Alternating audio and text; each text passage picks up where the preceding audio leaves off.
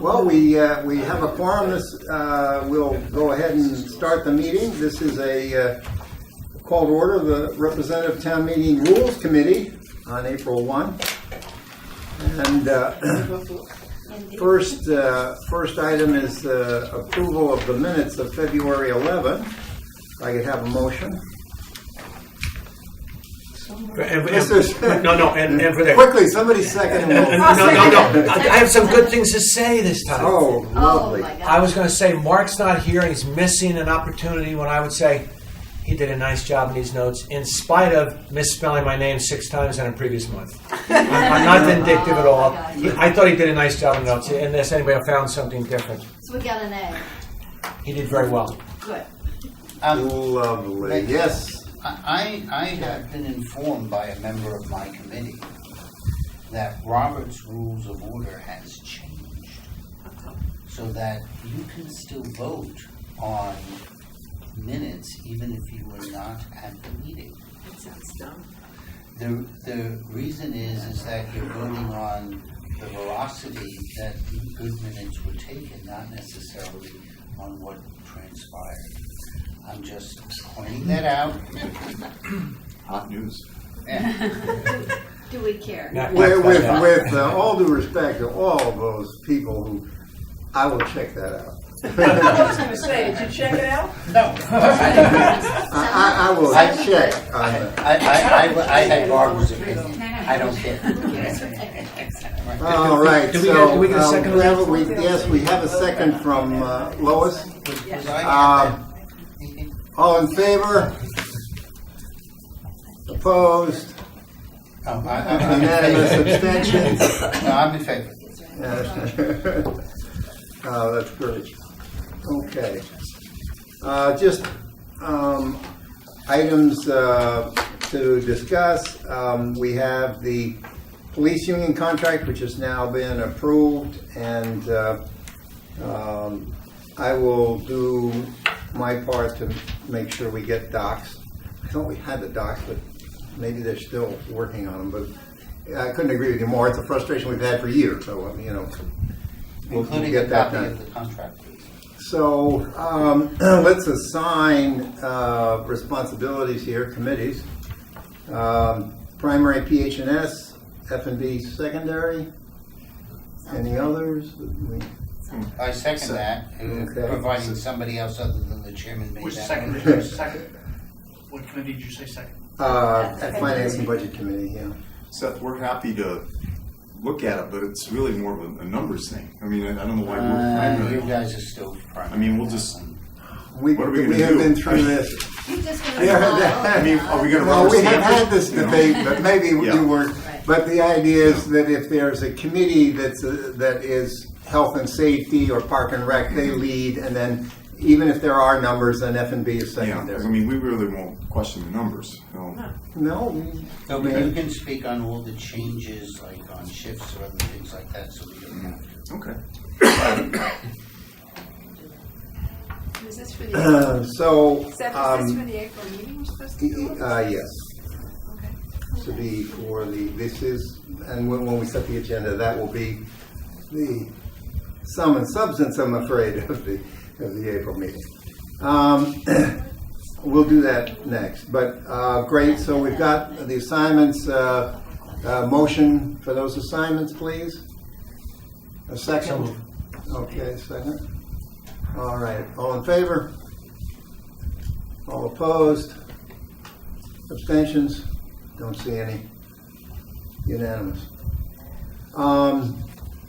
Where there's a need with Liz Bacon's resignation to have the RTM propose a new member for the Blight Committee, it's not our approval, we would just send them forward. It's the Board of Selectmen who actually put the person on the board. But I did send out an email today to all the heads of the districts and just ask them to poll their members and see if we can't have some people who are willing to serve. We need I one. think that's a good idea. If I recall, there were 2 candidates that expressed interest when this first started, I believe Ann Reed may have been the other. Just if my recollection serves me correct. But rather than districts, if we send it out, just an email to the RTM itself saying if you're interested, please contact you. Yeah, That I already That's sent what I the, figured. I already sent the note out to the, Did you say that? I sent a note out to the district chairs to give them the chance to get around and kind of sell the deal. But I'll do it also. Just do it to the Yeah, RTM, sure. because then we can have it done in Yep. that meeting. Yeah. So that's rolling. Plastic bags. We have here tonight a distinguished guest, Mona McNally, who is working diligently on this, along with two other distinguished individuals, Frank Emp and Mac Patrick. The three amigos. Here we go. What's the latest, Monica? We're breathless. You're breathless? Okay, that's great. So I have a little report for you, bring you up to date on where we are. I'm going to ask that you would just listen through the report before you ask any questions, because maybe I will answer your questions somewhere in there. Is this a written report that I could attach, or should I take notes? No, it's too much. Okay. You know what? I'll send it to you, Okay. because this has like some of my own scribbles on it. Thank you. So what I'm going to do is give you an up-to-date on where we are, and then Frank is going to give you an update on where the state is versus our ordinance versus New York, which just passed last week, a statewide ban. So they are the second state after California to have a state ban, but he'll tell you all about that. Okay, so if you remember correctly, we have the 3 committees. That's 40 people that are working on this. We have, after being asked by Rules and by the Board of Selectmen to look into this, we have been soliciting the town people's opinion. And we've done this, we're looking for business opinions and individual opinions. As you remember, we had a town hearing on February 6th. We had about 110 people attend. We had 30 people speak. We had 25 in favor, 4 not in favor, and 1 ambivalent. We had a second public hearing on March 27th. We had approximately 69 in attendance. We had 20 people speak. We had 19 people in favor of the ordinance. We had 1 person not in favor.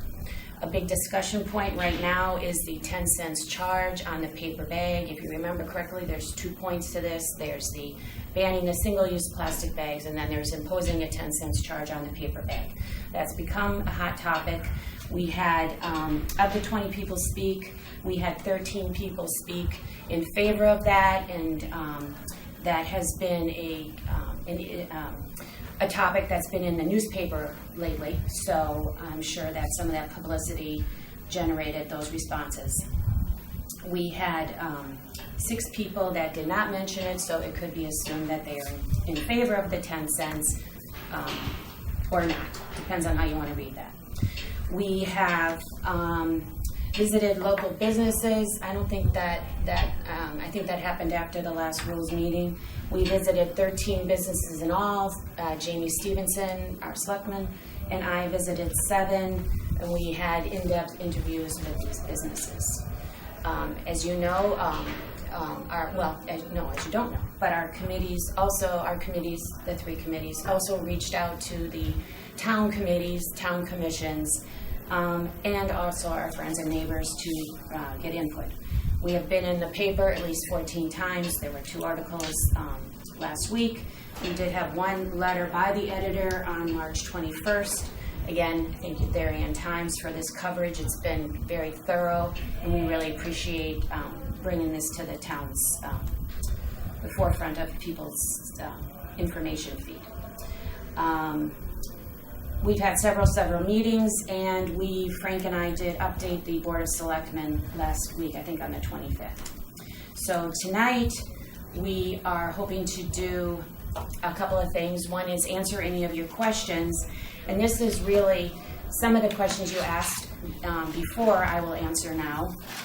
And we're also trying to get all of your questions out in front so that we know that we will not be on the May meeting, but we would like to have all of your questions answered for the May rules meeting, so that when we come before you on May 20th for the RTM June 10th meeting, we have all our ducks in order.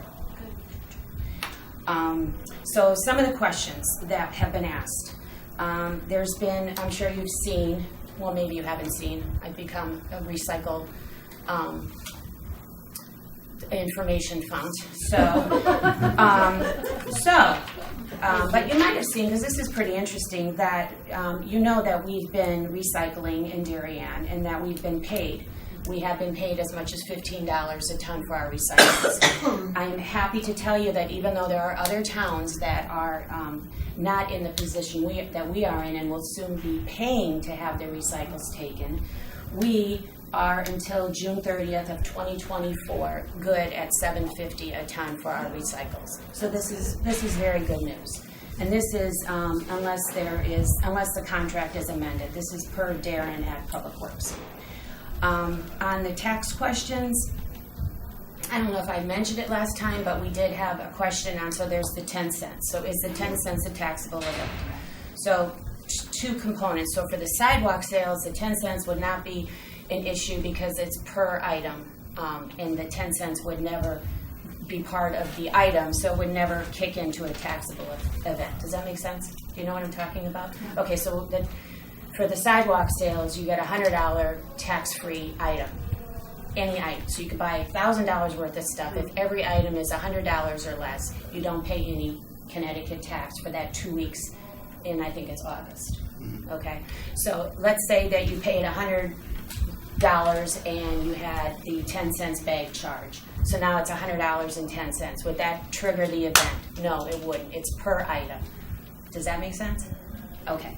The other question is, this is pretty tricky, but it's, okay, so let's say you spend tons of money on paper bags for some reason. You just buy a whole bunch of stuff and you have $100 worth of paper bags. Are you taxed on that $100? I don't know. I did just speak with Wayne minutes ago, actually, and he has been reaching out to the IRS, the Connecticut IRS, and we don't have an answer. He's going to now try to have Terry Wood help us out. So that answer I will have. Of course, this isn't.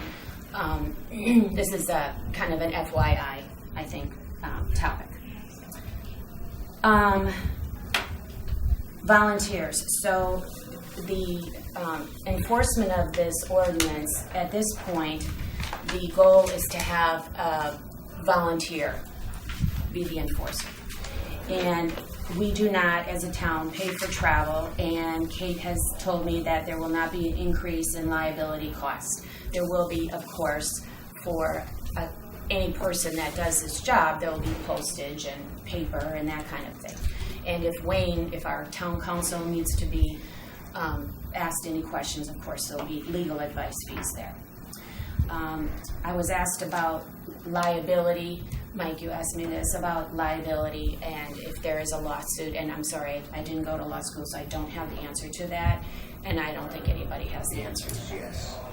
I'll tell you, the answer is yes. Okay, but I don't, dollar-wise, I don't. Oh, of course, there's liability, but I don't know what the amount is.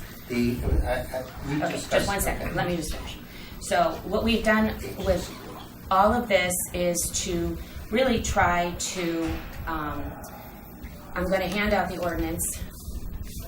This is yellow to try to keep people that came to the hearing able to see the differences. We really try to be flexible to the town businesses, and by doing that, one big thing that we changed in this ordinance version is that stores that are under 10,000 square feet will not be required to charge the 10 cents. This is something that we heard when we visited the stores, and I think is a very positive thing for them. They obviously can charge the 10 cents if they want to, but they don't have to if they don't have to. And these aren't the entities that generate a lot of the bag usage. So I think this is a good compromise, and has been viewed very, very favorably by the Chamber of Commerce, by the business community.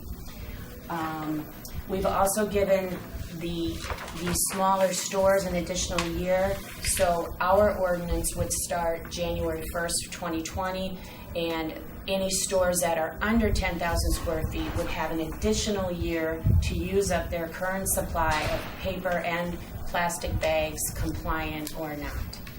The larger stores will have until January 1st to use up their supply, and after that, they will be requested, under the ordinance, they will have to adhere to the paper bag standards, and they will not be able to offer any single-use plastic bags or any plastic bags that are under 12 mil in thickness. Okay, so that's all I have as far as my report. So I will take questions, and then I'm going to have, I'm going to have Frank, because some of your questions might pertain to him.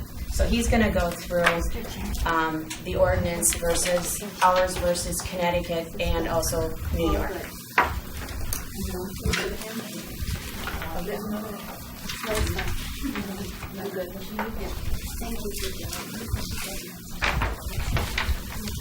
There are two handouts coming around. One that's stapled together, and then a single page.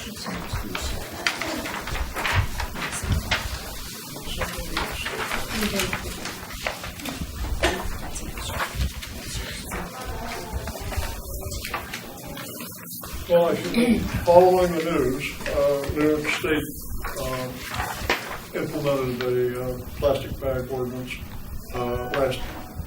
last week, when the text of the regulations are buried within their budget document. So as soon as the budget was approved, this as well as congestion pricing in New York traffic and other matters, that the way they do things. So now it's official. What you have is, in the stapled item, is the bill the 3 pages are the bill that is in before our legislature. We'll come back to that in a minute.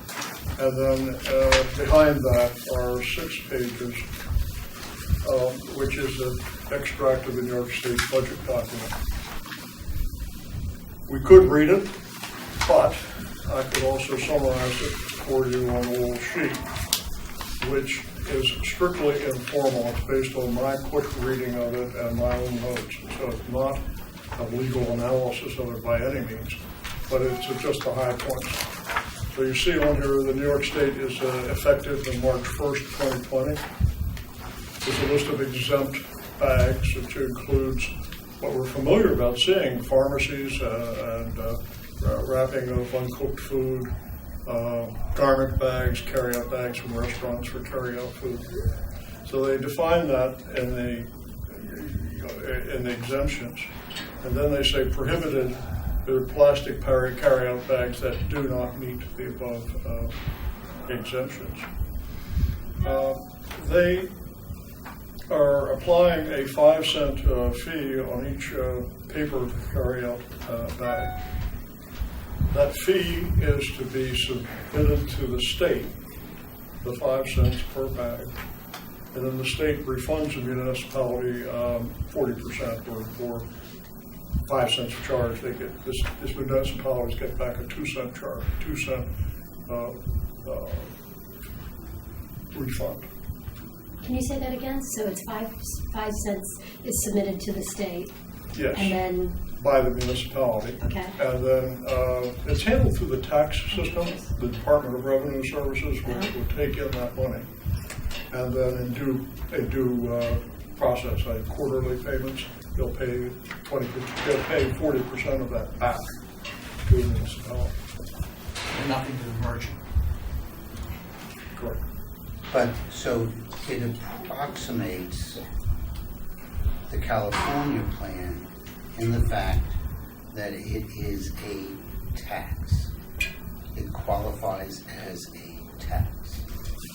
Yes. They refer to it as if we look at the legislature, they refer to it as a fee. But States, that's what I'm going to say. It's a fee. It's written here as a fee. And you want to call it a tax? I think Justice Roberts calls it a tax. So let's not fool each other. It's a tax. So that's why I provided, Jack, the actual text. that you look at. Okay. So the violations, there's a warning, and then there's a $250, and then after that, it's $500 per violation. Is there any indication who's enforcing that?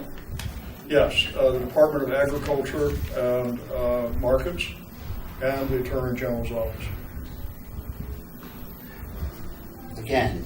Now, it says here, and I'll give you the thing, it says the fee shall not constitute a sale subject to a tax. It will not, and it does not constitute a retail sale. So we've got to look more closely at that in our discussion of whether it's a tax or not. You don't have to, that just defined it, that it is a tax. I mean, the issue and the thing that disappoints me the most is I am in favor of banning the bans, but I am in favor of the California model. California model is slightly different than what New York State passed, but could have relieved a lot of burden to most of the communities where we have different laws. The California model collects a fee. Part of it goes to the merchant, part of it goes to the state. Because states can tax for the general welfare of its population, including on environmental, it makes it clean. And in fact, in the state of Connecticut, I've been informing people as if this is new, but maybe I actually paint and people don't. There is a $2 environmental paint disposal fee on every can of paint you buy in the state. There's also a mattress fee, so it's consistent with that. Jack, could I direct your attention to the handout, the New York Ordinance, page 3. The funny line numbering system at the top, at the very top of it, it's got line number 37 in their document. There's item C, such a paper carry-out bag reduction fee shall not constitute a receipt for sale, and you can read it. Personal property subject to tax pursuant to article such and such. And the transfer of the bag to a customer by a person required to collect the tax shall not constitute a retail sale. So they're come to grips with this issue, and we just hope that the New York State Legislature has had adequate advice that it's legal. Oh, End of story. if I End of story? No. For New York. Whether it applies in Connecticut or not, we will see. But you're making a legal statement that is categorically not correct. Pardon me? You're making a legal statement. No, I'm just reporting what's in here. Guys, neither one of us here is in position. I haven't talked to town council, 25 years in the business, he's trying to figure it out. And there is no litigation, there's no law yet. And there's no interpretation been made by anybody yet to one of these things. It'll take some angry Seth, excuse. don't confuse things. All right, could we move along to the Connecticut? Yes, Two please things, move New York. along. We're not going to settle this tonight. No, but we keep on giving misinformation, and that's a disservice. So the fact is the reason why it says it's not a retail sale is that you cannot tax a tax. That is why the language was written that way. So New York can tax, that's one of the things that New York can do. They can tax for the general welfare of the people. I highly doubt that it will be challenged. It's consistent with the California law. That's different than our law. That's all I'm saying. Oh, all right. Thank you. Right. So now we Frank. turn to the first 3 pages, which is a copy of bill number SB, Senate Bill 1003, which was passed out of the Environment Committee within the last 2 weeks. The vote on it was very lopsided. It was like 25 in favor and 5 opposed of this particular bill. There were about 20 bills presented to the Environment Committee in the free-for-all of submitting bills at the beginning of the legislative season. The Environment Committee winnowed it down, though they only forward out of committee one bill. And from conversation with the staff up there, they will not send another one. This is the bill that came out. That does not mean that the bill can't be is not expected to be amended on the Senate floor and then over in the House floor. So there are some surprising items not in this Bill 103, and the anticipation is that those inclusions and omissions would be addressed on the floor of the Senate. We should also note that all of this is likely to happen in mid to late May, because on June 5th, the Legislature General Assembly comes to a hard stop by convention, by custom, by probably the Constitution. Any business that has not been conducted by June 5th expires. If we want to get a bill going for the next year, it's got to start back in the committee process again. So on the one-page unofficial handout with a couple of summary comments about Connecticut bill, they have their exemptions, and you can see in the definitions of single-use carry-out bag, the normal pharmacy for prescription drugs, to protect items of meat and poultry when they're packaged with other packages, unwrapped food and plastic over articles of clothing on a hanger, and people are always quick to point out newspaper containers. This legislation defines a store as having gross annual sales of $2 million or over, and being over 10,000 square feet, or a convenience store that sells milk and bread and butter, or a convenience store that sells food to be consumed off of premises. The reusable bags that are discussed in here have to be over 12 mil. It does not have an environmental fee for paper, to the surprise of several people who were talking about the initial drafts of legislation. Violations follow the pattern of having a warning and then a fine of $250 for subsequent violation. That $250 fine can be enforced by the municipalities or departments of the Consumer Protection and DEEP. Of those fines that are collected by the municipality can keep 50% of it. It clearly states at the end of the legislation, end of the draft, that municipalities are not restricted in enacting more restrictive ordinances should it come to pass.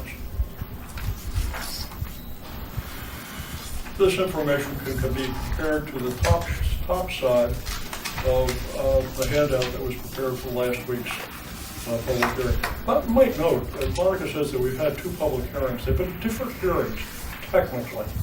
Much of the testimony was the same, but the first one was on the concept, on the fact sheet, before there was any ordinance developed. And it was an opportunity for the public to make known their wish to proceed with the development of an ordinance. Last week's meeting, the handout as people came into the hearing, and also what was posted on the website and links from the website, brought you to a fact sheet that was above a draft ordinance. I think it's 5 pages long, 7, 8 pages long. The draft that was handed out is labeled as draft 2.4. Yes, there have been prior drafts, and then it went through the different committees. Each committee had some suggestions which were incorporated and snowballed up into the current version of this is 2.4.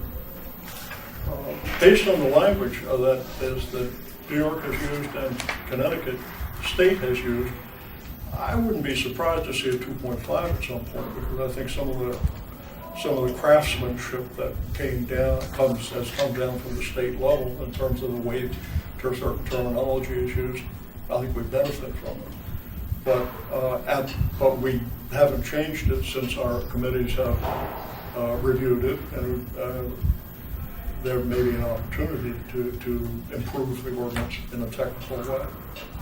But you can see, as Monica summarized, that the charge is for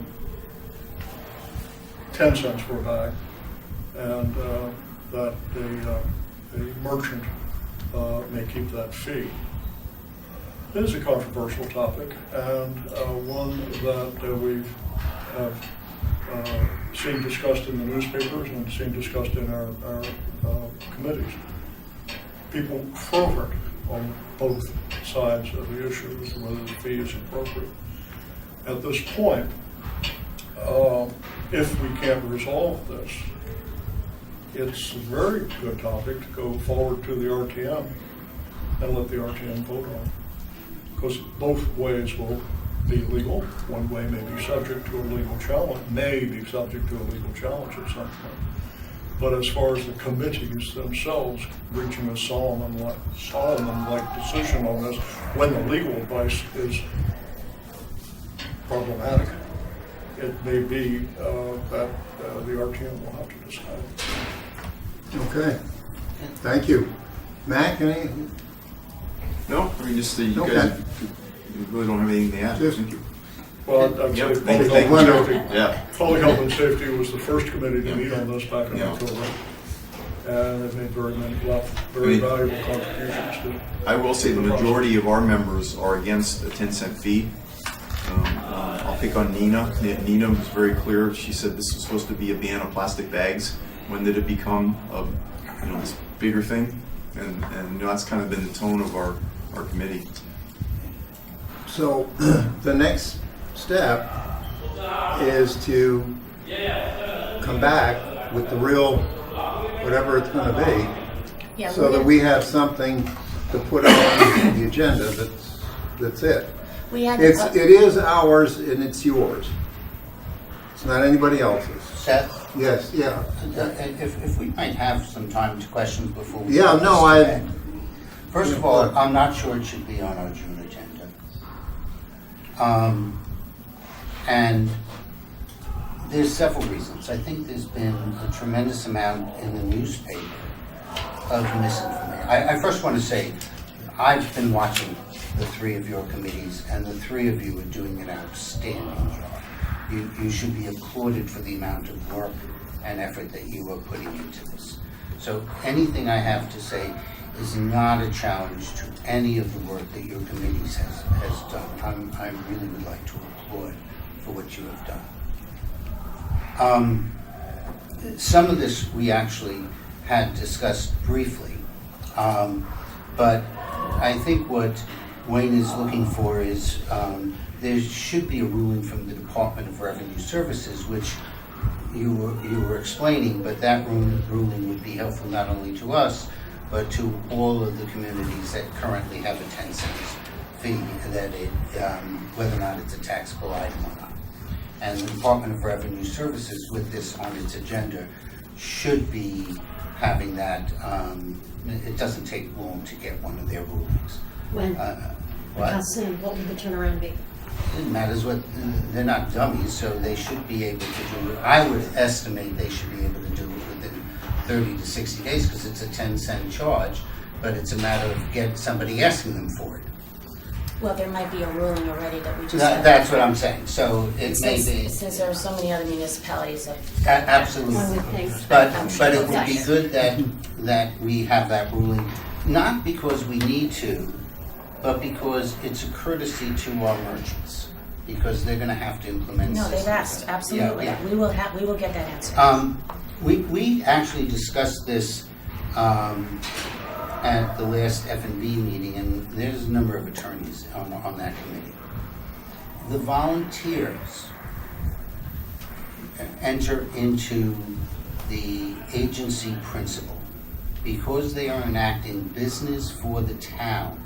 They are not a volunteer, they become an agent of the town. As an agent of the town, a first-year law student knows that the town is fully liable for anything that they may or may not do, not only at a store, but on the way to a store. So if they are driving and get into a car accident, the town can also be sued. That is one of the things that I have requested that Kate speak to our insurance, because it's different. We're all volunteers. If we get into an accident, that's our problem. Jack, can I just interrupt and ask one question of you? I know we're not the leader in this particular ordinance. There are other towns or communities around us that have done this. And you're familiar, I'm sure, with what they're doing too. Are they looking at this as microscopically as Yes. we are? Yes. And in this case, since they've had a head start, has anyone challenged them at this particular point? Is anything in court or mulling around? First of all, they haven't all implemented. Here's where we stand. I'm just- Can I address Okay, this? fine. But Jack brought it up last time. As a result of his bringing it up, Monica and I were at a meeting with First Selectman, Town Council, and Town Administrator. We brought up your concern. They unanimously said, to the effect, no problem, they're covered by liability. Now, we may need a memo to that effect. Maybe That's have to what- go back that's- there. But trust me, we were in that meeting and they said That they can tell that me. we said that because of your request, Well, and it's done. but my committee has a responsibility to look at it, and no different than some of the other analysis I have gotten from both the town and the Board of Ed, simply because they say an analysis is done, is not necessarily sufficient for Well, the that being F&B said, committee. Jack, what is So they'll it, do what is it that you want in this particular Well, issue? they will meet with us and then You show want a us memo? what it is. Well, No, memo suffices. we will do our responsibility as F&B and look at this ordinance from the course, which we could not do until the ordinance was completed. There you go. You have It's it. as simple. I have it, we'll look at Okay, it. so you'll let us know what you Yeah, find. absolutely. And I Yeah. guarantee that most of the costs associated, because Kate and I have had a long conversation with this, are going to be So we're thinking minor. is that your committee is looking into this Yes, by a date certain? but by the time we need to. No, but I don't want it on the floor of the RTM that night to come up. We need to Keep get you it informed. before the next rules committee meeting. I can't guarantee that. Well, Well, that's what we're trying then to I do. We- think we'll try in and- the interim, I think it would be Folks, appropriate. for I'm us to sorry, have a I'm memo. allowed to, a committee is allowed to report on any action, and we will address it. So we will invite Kate, we will talk about it. I anticipate that the expenses are going to be minimal, but at least we will do a financial review. We will have it in time to make a report, if it's going in June, to the June meeting. That's the date certain that we have to. I'm sure we've Well, I got the don't know. majority of it. I would You say know this, that we want to folks. avoid Folks, this We're not, I'm particular not looking to discussion. fight on the one moment, RTM everybody, floor, stop. but I'm Right allowed now. to do the job of my Jack, committee. Jack, please, stop. Rules Committee is entitled and should have the final deal that's going on the floor of the RTM. Okay? I don't know when that is. I never said when it was. I just said, when it gets here, that's what it is. Hopefully, it's got this stuff worked out. It may not. It may be that we go with something and we know going in that there are going to be people offering amendments on the floor. But those of us who've been around doing this a while also know what midnight and 1, 2 in the morning is about when we start doing that. So the ideal thing is to try and get this worked out. Yeah. Gary. Maybe I missed it. Did I get my question answered? In Yeah. respect to that there He are was other done. towns that have done this and they're ahead of us in this process. Westport being an example. they do. Now, has Westport been challenged in court? Or has any of these others been challenged in court that have imposed a fee? Gary, they haven't What's that? because All right. the ordinances are just kicking in now that have the Right. fees associated. Westport did a bag ban in 08, but they never had a charge associated. And the charge is the item that could be. Yeah, and so in other words, you're telling me that any charge as a bag fee has not necessarily been in effect in any of our surrounding communities up until tomorrow, as an example. I Essentially, think yes. that the first one that has a fee associated will kick in June. Okay, I just want to know, because we're talking Right. about this, I'm going, we're not the leader of the pack. We could be precedent setting, but I'm wondering what everyone else did, and it's sometimes not a bad idea to see what your neighbor's doing. Yeah. And if indeed your neighbor hasn't had the fee kick in yet, well, that's one reason why we're looking at it. Fine, Sure. okay. And in full disclosure, the other ordinance, there's a ordinance that has passed up, and I don't know the effective date, of New Canaan's. And then there are other communities, Weston.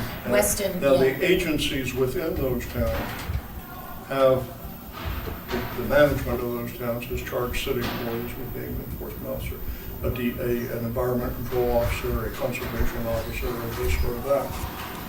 What we have been operating under the request, not that no town charges, save for liability, may be incurred. And so we've been faithful to that. When we drafted on the yellow sheets, then the definitions of the environmental compliance officer, this terminology that you will see here allows the Board of Selectmen to appoint a volunteer or a town employee, should they choose. I read that. And so there we are. I just want to make sure that No, maybe I was the only one who missed the idea that this has not been enforced in other town. I just assumed, and maybe I missed the meeting that they said that. No, it is- It's in there, and I thought they had already applied that, but I stand corrected, they have but not. this phrase was crafted and prepared by town attorney to allow the selectmen to appoint a volunteer, should they choose to. Gary, Right. Gary, I'm sorry, but Yeah. I misspoke. Stanford's ordinance has a 10 cents charge, and that became effective April 1st. On today, okay. Yeah. Yes, and Weston's became effective, I believe, March 1st, and they had a very short effective date, so, and I believe theirs was March 1st, and they had a 10 cents charge. No, I just thought that if it had been, say, a year ago, because Westport's Right. rule's been around for a while, I just thought there may be some rumblings of some judicial action that we may go, maybe there's something to it. But it's too new, so we don't have any precedents to look And at. that's part of the concern. Part of what I did is in a conversation with Wayne, because this is up, is ask for a legislative act, which is ask for an expedited judicial decision from our courts. It's a frequent thing done in legislatures where they go to the court and say, rule on this. And since there were a number of towns with 10-cent fees, and the question is, since towns are not collecting the money, it's not a tax. But the question is whether or not the 10-cent is imposing into the marketplace a will of government for which it has no business. It is different if you do something like you require the use of seatbelts or require helmets. This is a fee. So that's the legal question that everybody is wrestling with. And, back in November when I met with the BYO folks, they gave me Stanford's legal opinion. Frank and I discussed that, and, Stanford doesn't look as if they really, if you read it, and I've given it to several lawyers, and virtually everyone says, the council is saying don't charge the fee. It's challengeable. Even though we don't know what the outcome would be, it's a challengeable item. Wayne has come out with the same. Norwalk, from what I understand, did not speak to their town council. So I don't know who's spoken to town council and if there's anyone with any constitutional knowledge that had done it. And by the way, just to give a little background, Kathy Emmett's a highly respected attorney in the state. Her husband's a highly respected attorney, actually represented the Democrats in the federal case about using SEE funds. Wayne's organization has put about 10 different town councils out that are around the state. He's highly respected, and is a former elected state, I forget if he was a senator or a State representative. representative, highly respected. So it's not as if he's just shooting from his hip. In the most recent newspaper article that I read, not to respond to anybody individually, but the fact that people believe that they're going to sue Stamford and not Darien because they're a bigger city is a foolish concept. Class action. What they'll do is they'll pull us all in together. And in Class fact, action suit. and in fact, when I asked for an expedited review, the response was, it will cost money because everybody has to put their dockets together, the businesses doing that. But I anticipate down the road that that would happen. I was truly hoping that our state, I'm in favor of banning the bags, 100%. I was truly hoping that our state would do something similar to California, or even if they took the governor's proposal where there was a tax, that would have cleaned it all up for all of us. Unfortunately, Hartford, once again, just stirred the pot and didn't answer. And the biggest concern, and Frank, you can answer this, but from my knowledge of challenging laws, which I have done, the fact that it says that towns can have stricter, unless we go into the minutes of the meetings and understand what the intent of that is, we don't know if that means that we can have thicker mill rates, or whether or not they were giving the towns the power to charge a 10-cent charge. We don't know until we see those minutes, which are not available at this time. And that's frightening also for all of our towns. So it's a So your dilemma. point is, you know, we It's got a real work to dilemma do. Yeah, We got work to and I'd like to see what comes out at the state, because if the state does what they should do properly, which is charge a tax, give some to the merchant, give some to the state, there is no reason for our ordinance, because I believe when I'm looking, and you guys can correct me, but when I look at what we had versus what the state had, it was pretty close if it wasn't exact. in It's my- very close, okay. Yeah, The Connecticut so- does not include a fee going to anyone. Right, but I'm That's saying, New York. if they deal with that, then there may be no need for our ordinance, because we would be Okay, well, in compliance. unless that is brought in Let the later record on. show But that's that you not- and I do agree with each other. Yeah. On something. Yeah. I We think, agreed on that on that's all the thing. Yeah. Jack, Listen, what worry may happen. folks, this is what's called searching for the truth, right? We're trying to find the right way to do it. And that's why we have great debate. And we got a lot of people doing heavy-duty homework. And they've done a great Mike. job. Mike, Mark, one second, let me, Mike's. Could you give a flavor of the 7 interviews that you had with the Darien merchants about their view on their option to charge 10 versus the obligation of charging a 10-cent? What was the sense of the 7 focus groups? They were pretty adamantly opposed to it. and Opposed to? Opposed to being required They were to opposed charge to being the required. 10 cents. Because I thought I remembered last month saying that they wanted it to take the burden off their shoulders, No, that's a concept, which is, you know, but that's not what they said. no, that's not what they're saying. They're saying that their customers don't want it. The sports shop doesn't want it. Is it the smaller versus, are you seeing a difference between smaller and larger? Want versus not want? Like Palmer's wanted it. Yes, Palmer's wants it Okay. because they want to recoup some of the cost of the bag. The plastic bag costs about a penny and a quarter. You can get a recycled bag that will meet the criteria for, I found a source for 5 cents. So there is a cost difference. But if you think big picture and half the people no longer need a bag, then you obviously brought your cost per bag down significantly because you're not giving it out to as many people.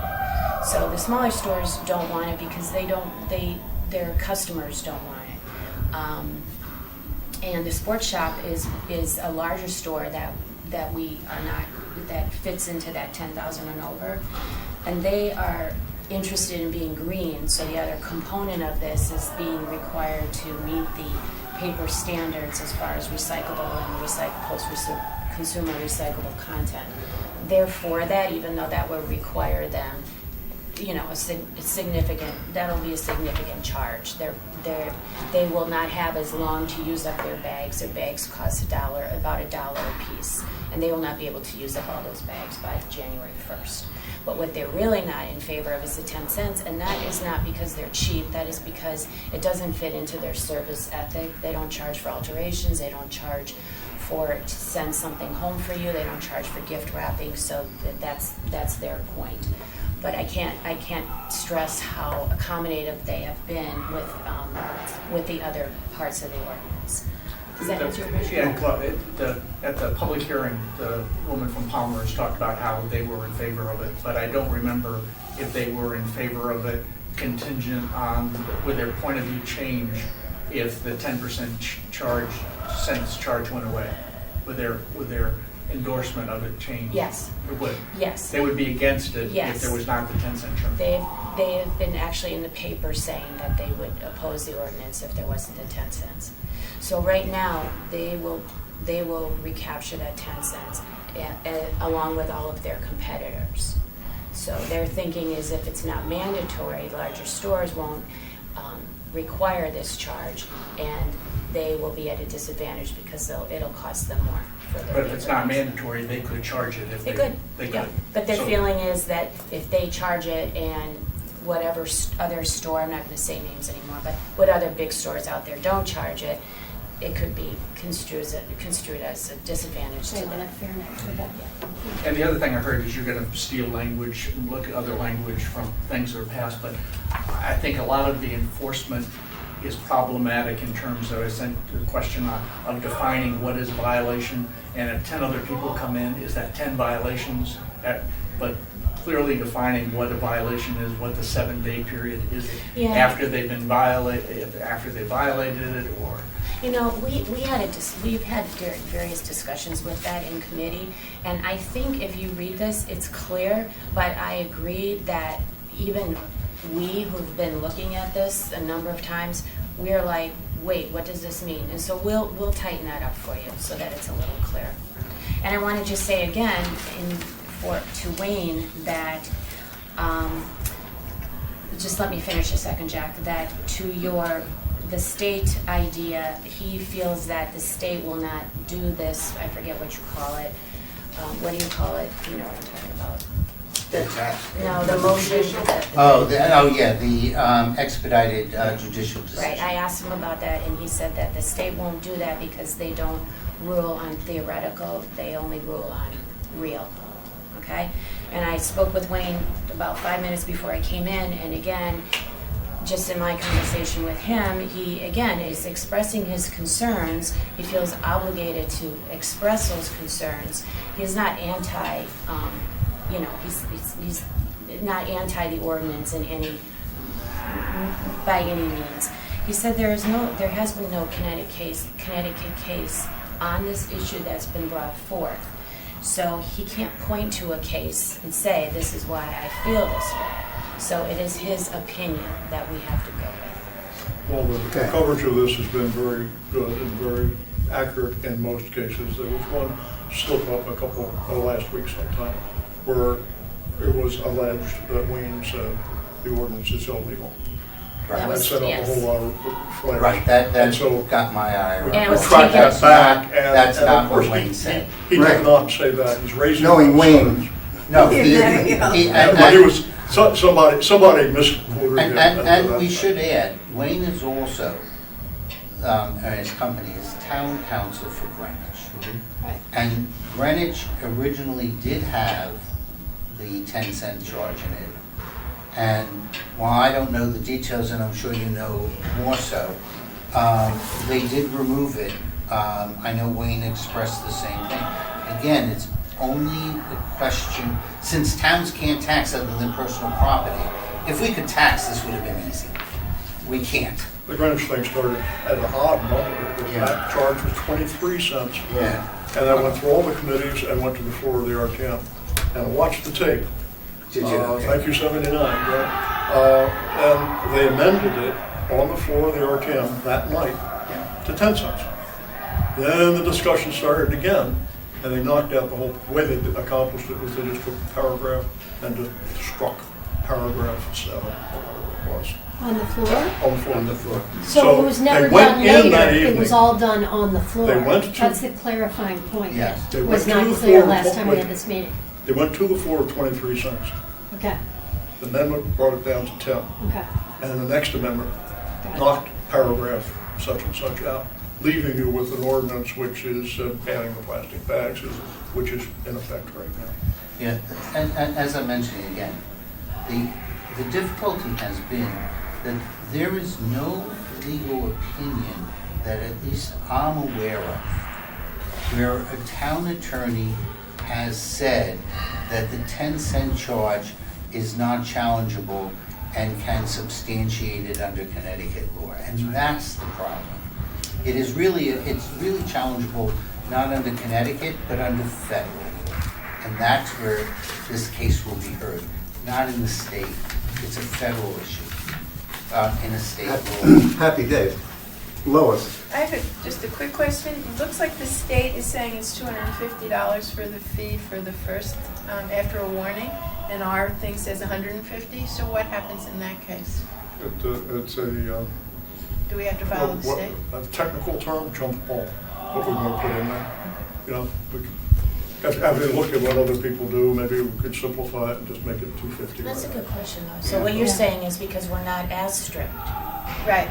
Okay. Yes, I think that I think our first would have So to when, match. when is the session, the state Yes. session ends? June 5th. Okay, so that's before it would come to our RTM, so we could have that, if they pass it. And if they don't pass it, then whatever we do, we'll have to look at in terms of whatever the state passes the following year. No, it is.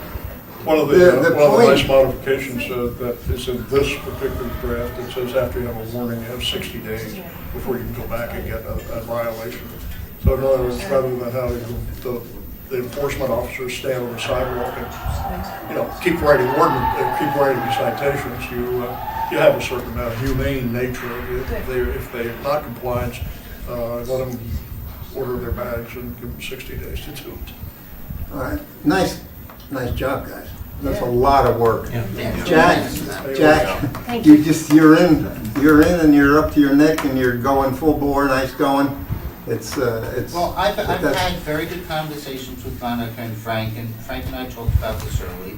From the BYO folks sent me which is part of the reason why I was a little gobsmacked in some of the most recent articles, because Frank and I had Stanford's opinion back in November. So, you know, and it was pretty clear what Stanford's attorney, and in fact, Frank and I in an earlier, I guess, rules meeting talked about the importance that Stanford has a severability clause in there, which is basic. Many ordinances have it, but it's basically put in there, if you believe one part of your ordinance is struck down as illegal, it doesn't make the rest of it illegal. So you don't put it in every one of them.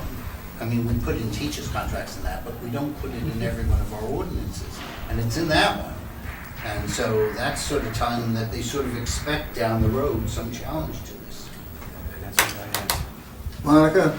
Can I ask if anyone else has any questions other than this? I think we've talked this one pretty thoroughly. Does anyone else have any questions? Because what we really want to do is we are still planning on bringing this to you for the next rules meeting and having all these questions answered to the best of our ability. But if you don't give us the questions, we can't answer them. And I don't want to wait and try to get this stuff done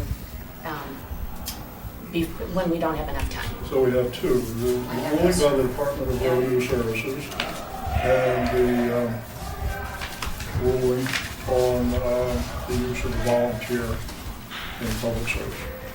And Lois, I have No? yours. And I I didn't phrase that like that. Yeah. We know what I'm talking about. I have yours to I've actually clarify, spoken to Kate. and I have yours, And Lois. I have another we're on the question. same line. So I know throughout this discussion, there was a question on the thickness of the plastic bags.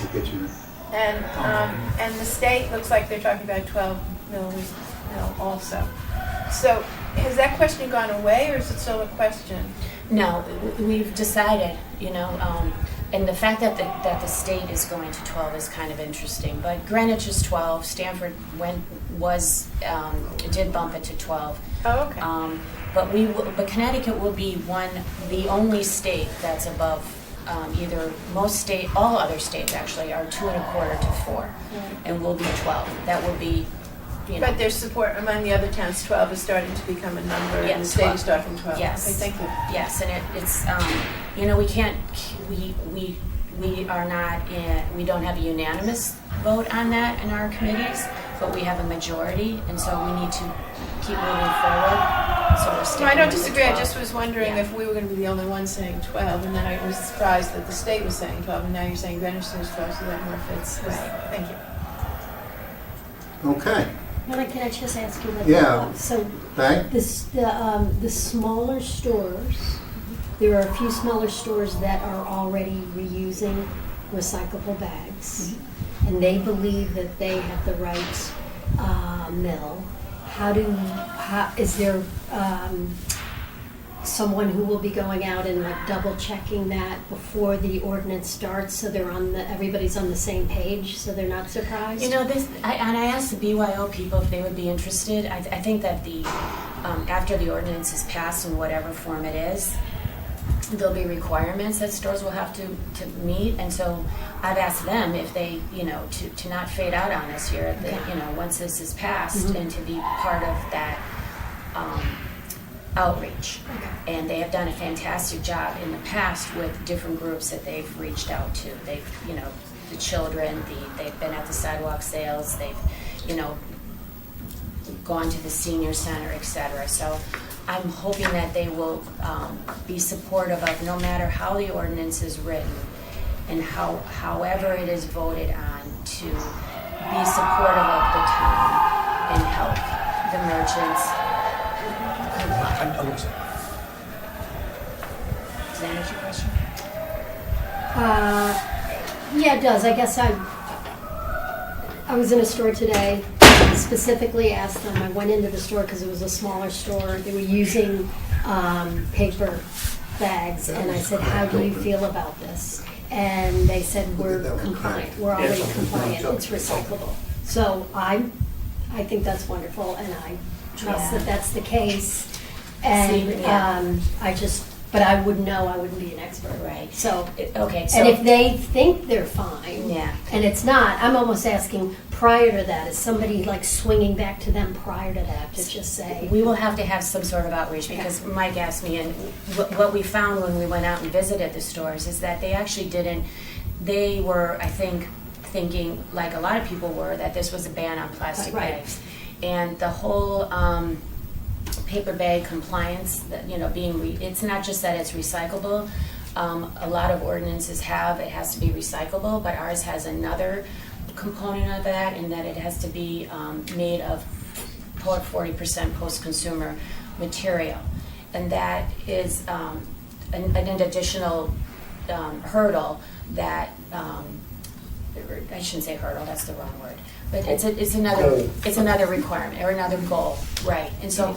Yes. Makes the bags more expensive. Yes, and so that will require sourcing. Hopefully their company has that option. If not, they'll have to source somewhere else.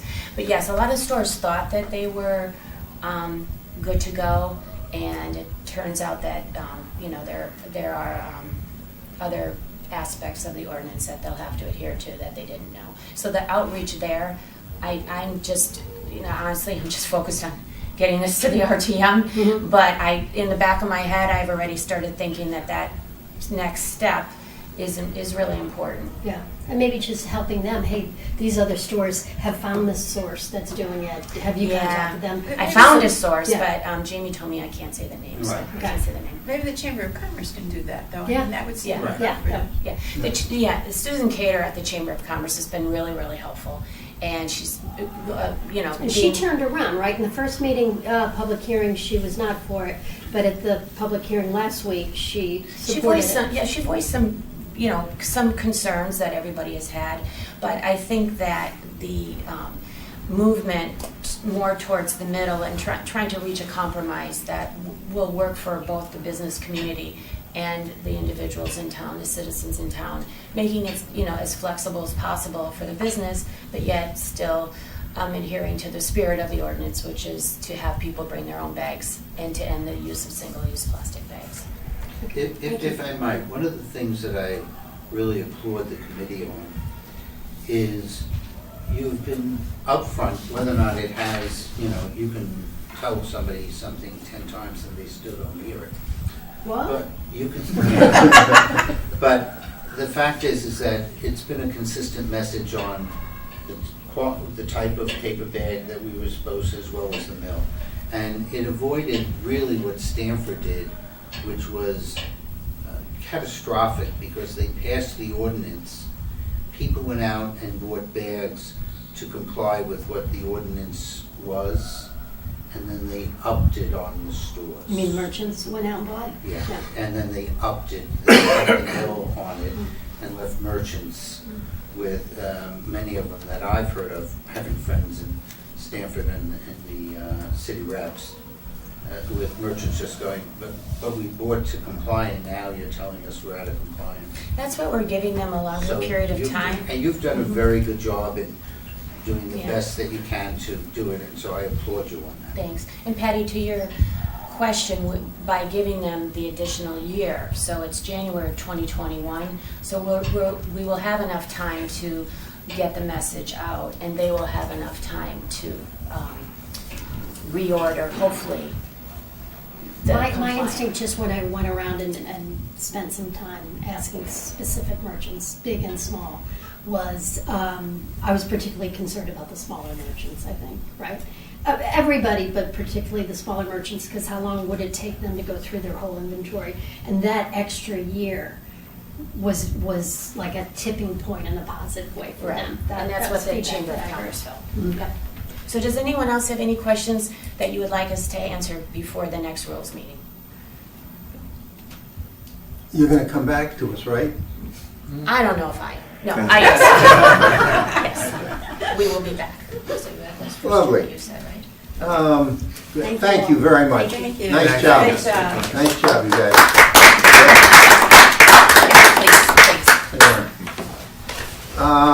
Shooter training is the next, that's tomorrow night at 6 at the police station for RTM members. We've got a group of people who are gonna go to that. Then Jack and I had fun. I got a call from Wayne's office after I had published the agenda, right? Saying, hey, I have these resolutions ready for you. We're going to send them right over. What? And so with your permission, we'll add this on. This is a project the Finance and Budget Committee has been working on, and it's come to fruition here to just clean up some of the places where we have excess funds lying. Well, there are a lot of additional reserves, and we've been working with the Director of Finance, and it started out with a conversation that John Zabrowski and I had. There's been some changes in policy. The fund balances are now being reviewed by the Board of Finance on just a quarterly basis.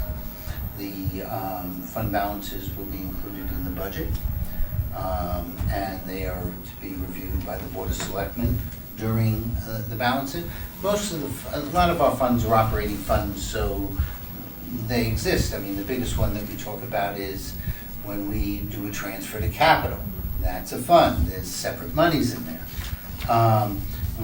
If you hire a police officer to be outside, for any of the utilities or for the schools or anybody who does an event, Boy Scouts or anything like that, we actually process the payroll. It's paid into the town, and we make sure that the police officers are reimbursed. That's an operating fund. Because Board of Eds are not allowed to carry balances, and we get certain special ed funding that covers more than 1 year, that has to stay in a fund, because the school cannot, in the state of Connecticut, maintain a reserve. So there's many funds that are actually operating. There were probably about 9 funds that we found that were no longer operating. Or due to changes in management, the existing management did not have knowledge. So there were 3 funds in Park and Rec. I'm happy to say that one of them will be supplementing the development of the Cherry Lawn Playground this year for about $35,000, saving, not basketball, specific to the playground is what it was given for. And so it's being used for that. And there was How much was that, Jack? about 30 something. And it's part of a project that they've been looking to do. So that is already transferred into the fixed asset and reducing our taxes this year. There was another, I think, 4,000 to 8,000 on Wheat Beach that's going to be used. There was approximately 9,000 for cemetery, the town cemetery maintenance that's going to be used. There's a couple other little small ones. In addition, there are 4 funds that approximate between $400,000 to $500,000 that are being returned to the general fund. The only real difference of this is that when you're looking at our rating, not that we could go any higher because we're AAA and they don't give quadruple A's, but it does help our funding. There are 3 funds that are no longer in use. It was explained in the ordinance. And those will require Board of Selectmen, Board of Finance, and RTM approval because they were added as part of the budget, and hence all 3 of those organizations need to approve it. There's another fund, for those of us who've been around when Superstorm Sandy existed, we did a transfer over of funds that was properly accounted for because all the expenses and the receipts and everything of the damage was put into a separate reserve fund, which is the right way to account for it. We funded it because we thought it was crossing over a fiscal year. In the future, we would not do that funding because these funds can have negative balances.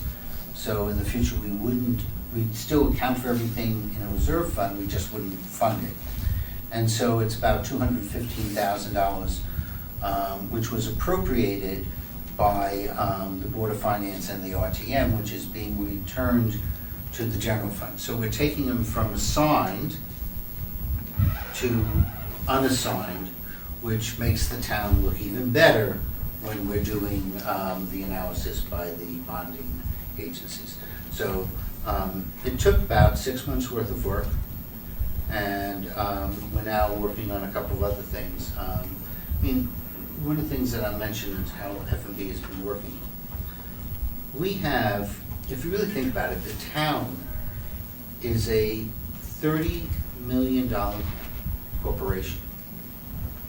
And essentially in our finance department, we have 4 people. So one of them is handling payroll, one of them is handling accounts payable, and then we have an assistant director and a director of finance. So when you start to look to expand out, there isn't really a lot of bodies to really go and do it. And so F&B is working with the first selectman. We actually will work with the Board of Ed on occasion, with the Board of Finance, and we become the resource for them to do some additional analytics. And that's how this project came along, and it's good for the town. So, as I said, we're returning money back, and some of it's going for really good use. I know that Pam was very happy that she could go and do Great. that playground. Absolutely. Concord Playground. Yeah, yeah. Which was well needed. Yeah. It's about 10 years plus old. So, That ain't happened yet. do we want to put these, Jack, on the, This will be put on from the request of the Board of Finance, because they're first going through budgets over the next couple of days, Huh. and it's not gonna get on the list.